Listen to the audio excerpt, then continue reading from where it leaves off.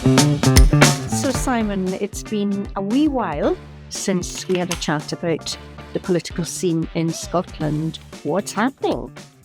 Yeah, it's changed a little bit since we last spoke about it. At that time, sort of last summer, Labour in Scotland were really in the ascendancy, and they were on their way to a fantastic result in the general election last year. In Scotland, they won 37 seats and really surpassed all expectations. And it was a, slightly disastrous night for the SNP on that occasion. But since then, I think the difficulties that the UK Labour government have been having have sort of filtered through into the polls in Scotland, and we have seen actually the SNP sort of re-establish quite a comfortable lead in a lot of the opinion polls for the 2026 Holyrood elections, which are going to be such an important test for Labour. I mean, it's one of the first really big electoral moments that we're going to see during this Parliament. How did the winter fuel payment about turn? How did that go down in Scotland? About as well as it went down everywhere else, I would say. Which was certainly not the most sort of politically well received decision that the new government has made. And I think that and some other decisions have given the SNP a route back in, and they've been able to once again kind of define themselves quite effectively in opposition to the UK government in Westminster.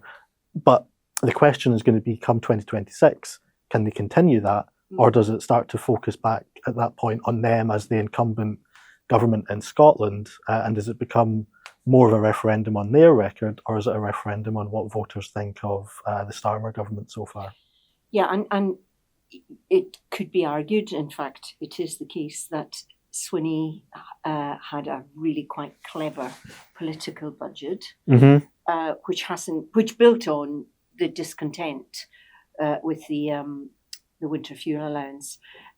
It hasn't gone through yet. What's going to happen? It will pass. Yeah, it looks like it's going to pass. So they've managed to secure support, I think, from the Liberal Democrats so far, and also Scottish Labour have said that they will probably abstain on the budget. So it looks like it is going to go through.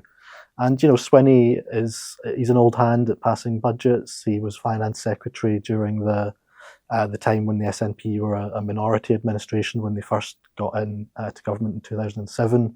So he's an old hand at this, and he's managed to steer this through.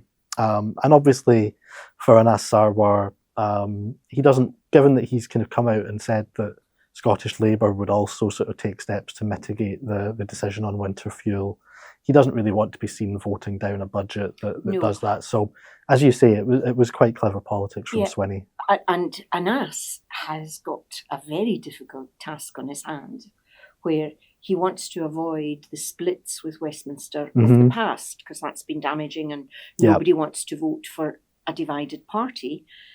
But by the same token, he has to be seen to be his own man and opposing issues such as the winter fuel allowance. Yeah, absolutely. How do you think he's doing?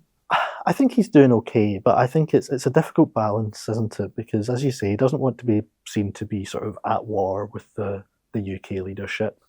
But I think we must be at about 10 years since Joanne Lamont made the famous remark of Scottish Labour being a supposed branch office.